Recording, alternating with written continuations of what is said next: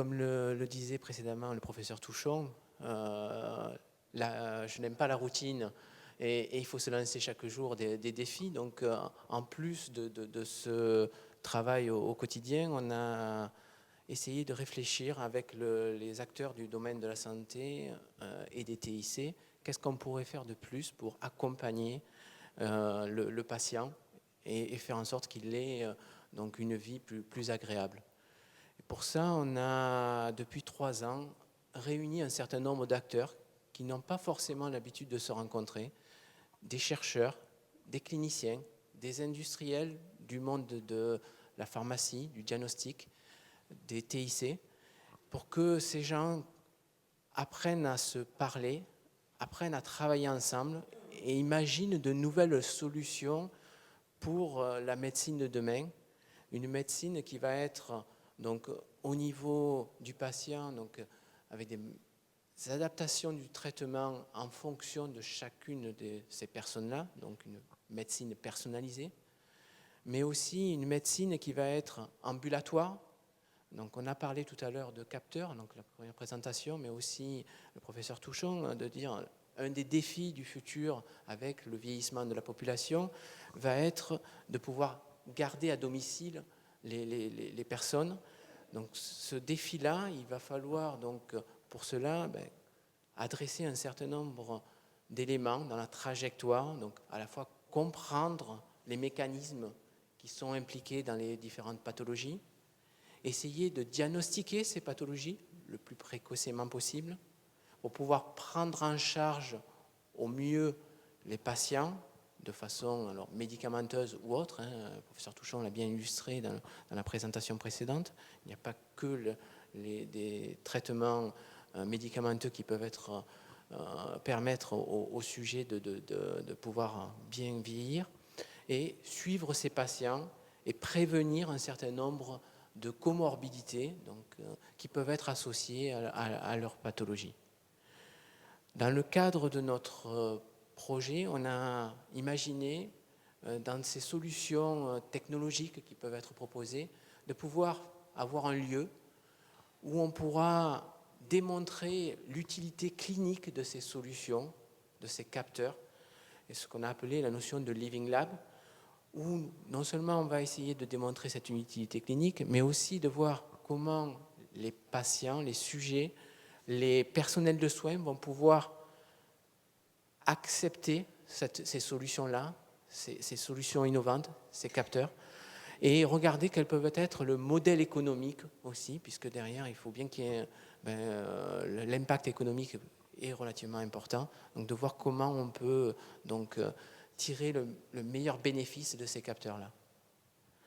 Alors, au niveau des capteurs, il existe plusieurs solutions. Donc, dans le domaine du diagnostic, que je connais très bien, la plupart des solutions ont été réalisées soit à l'hôpital, soit dans les labos d'analyse médicale.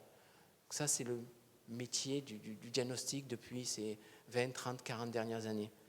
De plus en plus, on va aller vers des solutions différentes, le plus proche du patient possible, le plus proche du sujet possible. Et donc, cette notion de capteur.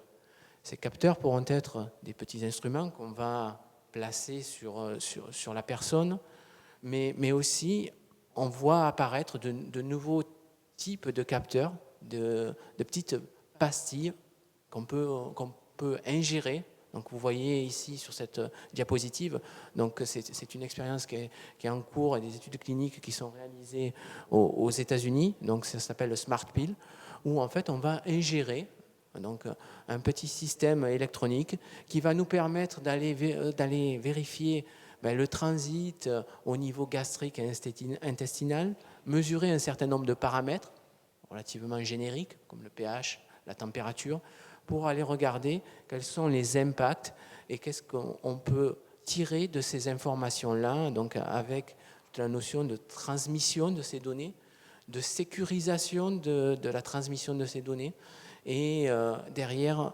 avec des ordinateurs, des serveurs qui vont traiter et essayer de sortir de l'information pertinente pour le patient.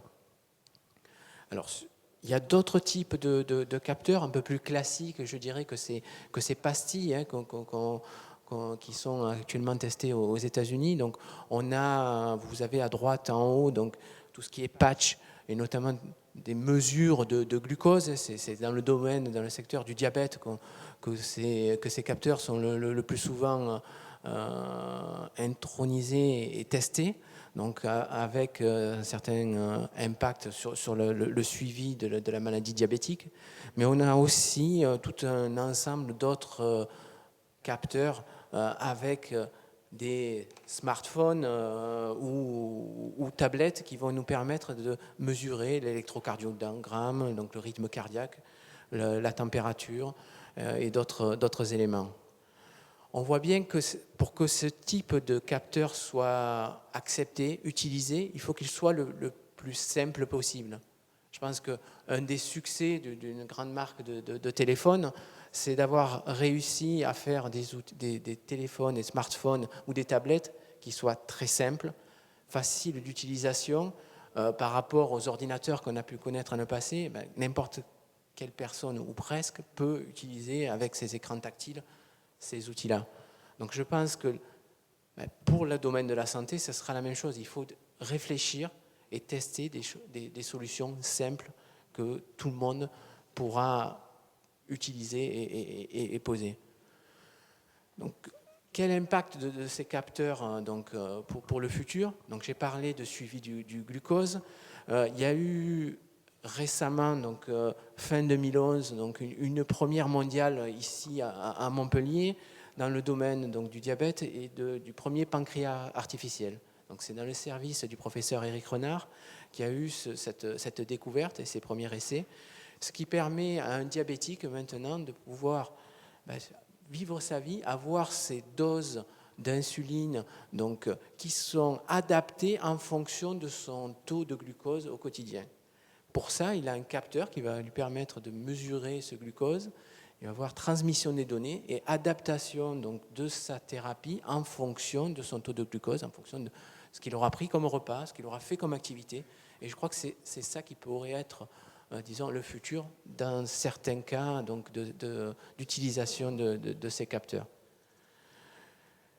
Alors, récemment, un des derniers actualités qui a fait le buzz il y a une dizaine de jours donc dans ce domaine des capteurs, ce sont les tatouages électroniques.